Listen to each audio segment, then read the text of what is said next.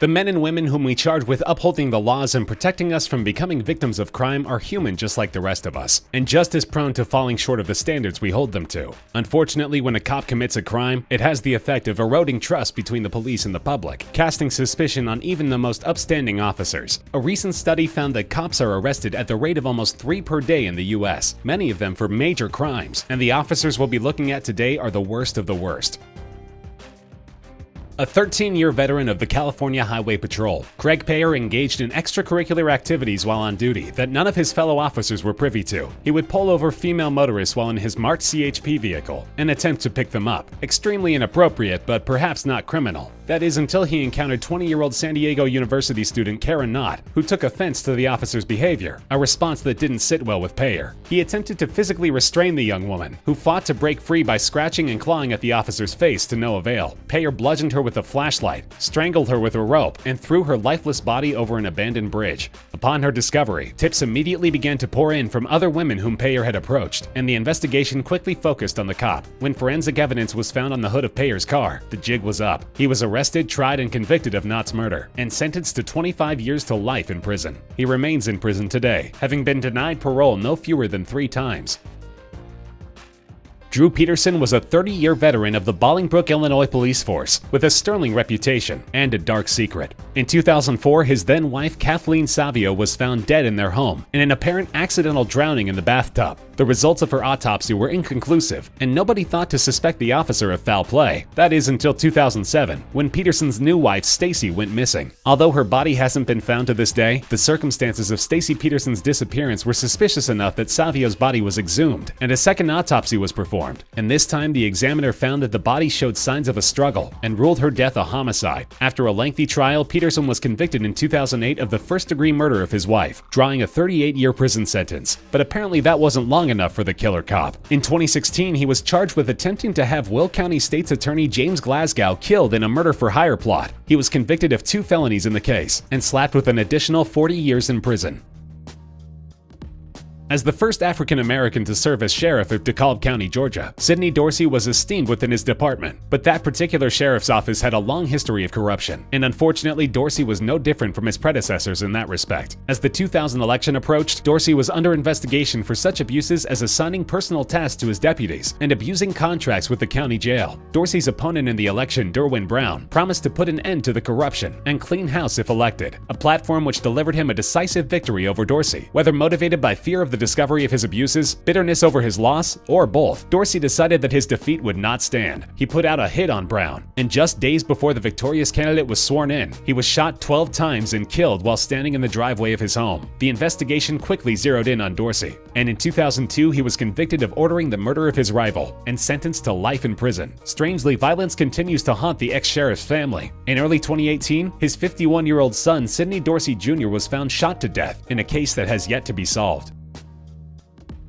If there's one officer who never should have worn a badge, that officer may be Antoinette Frank. Her first application to the New Orleans PD was rejected when she failed a psychiatric evaluation and was caught lying on portions of her application. But shockingly, she was allowed to apply again, as the NOPD was severely undermanned. This time she was accepted, but it didn't take long for Frank to show her criminal stripes. Roughly a year after her 1993 hiring, she became romantically and sexually involved with drug dealer Rogers Lacoste, even going so far as to let him accompany her on complaints and occasionally drive her squad car. But in March 1995, the pair took their unconventional relationship to the next level of criminality. They paid an after-hours visit to Kim On, a Vietnamese restaurant where Frank sometimes moonlighted as a security guard, robbed the place of all of its cash, and shot and killed 3 employees execution style. They fled the restaurant, inexplicably leaving 2 witnesses behind, but Frank soon returned in uniform, intending to silence them permanently. Other responding officers had beaten her to the scene, and employee Chow Vu immediately fingered Frank as the killer. Frank and Lacoste were tried separately, and both were sentenced to death. They remain on death row today, having spent the last 2 decades filing appeals, a process which may be painstakingly slow, but which also can't go on forever.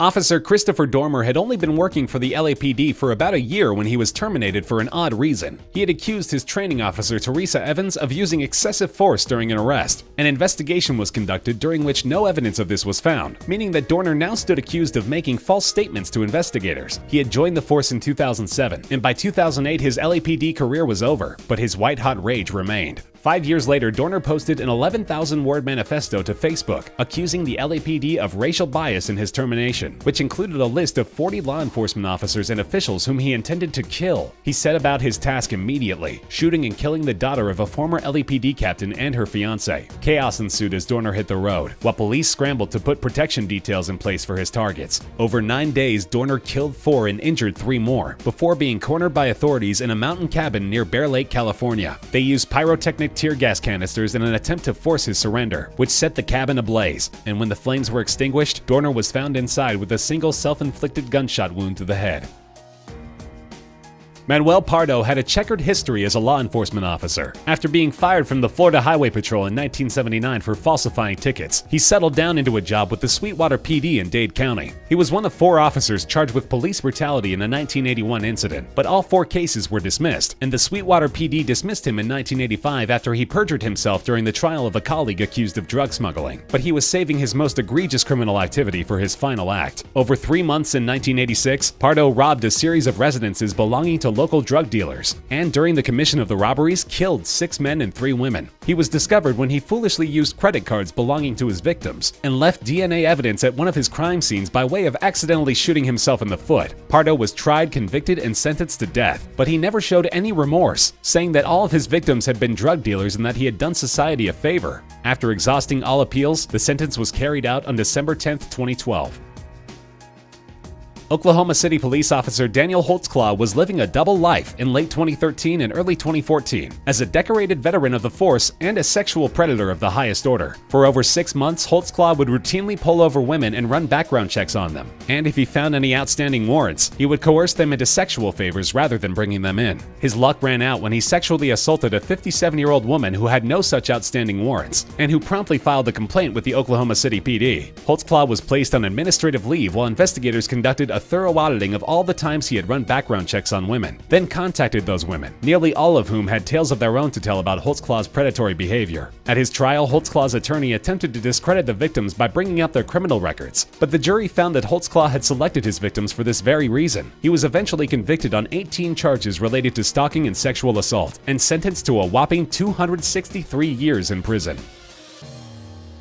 When Abner Louima was arrested for fighting outside a New York nightclub in 1997, he could not have known that he was in for a nightmare that would quickly become national news. Responding officer Justin Volpe, along with others, beat Louima with nightsticks, radios, and their fists on their way to the station, but they were just warming up. Stripped of his clothes and placed in a holding cell, Louima, who was handcuffed throughout, could only helplessly submit as Volpe and fellow officers Charles Schwartz brutalized him, continuing to beat him before violating him sexually with a broomstick, which they also jammed repeatedly into his mouth, breaking several teeth. The attack left Louima with internal injuries that required 3 surgeries to repair, and the media quickly picked up on the incident, leading to a demonstration outside City Hall which was 7,000 protesters strong. In 1999, Volpe and 4 other officers were tried and convicted of violating Louima's civil rights. Schwartz was given 15 years for assisting in the attack, while 3 others were given lesser sentences for attempting to help cover it up. But Volpe, the instigator and chief assailant, was handed a sentence of 30 years without the possibility of parole. He is currently scheduled for release in August 2025. There are dirty cops, and then there are Louis Eppolito and Stephen Caracappa. They were supposed to be the toughest on organized crime. Eppolito, who had come from a mafia family, had written a book entitled Mafia Cop about his decision to turn away from the family business and fight crime, while Caracappa had helped create the NYPD's Organized Crime Homicide Unit. But all the while, they were relaying information to the Lucchese crime family to help them avoid legal trouble, and operating as mob enforcers and hitmen for the vicious criminal enterprise. The pair's betrayal stretched from the 80s into the new millennium, and only came to an end when the mother of one of their victims recognized Eppolito as the man who had come to her door 6 years earlier looking for her son, who had subsequently disappeared. The investigators charged with unraveling their activities cracked the case wide open when the man who had paid the pair their $4,000 in monthly blood money agreed to talk after years of stonewalling. And in the end, the crooked cops were found guilty of participating in no fewer than 8 contract killings. Both were sentenced to life in prison without the possibility of parole, but they inexplicably maintain their innocence to this day.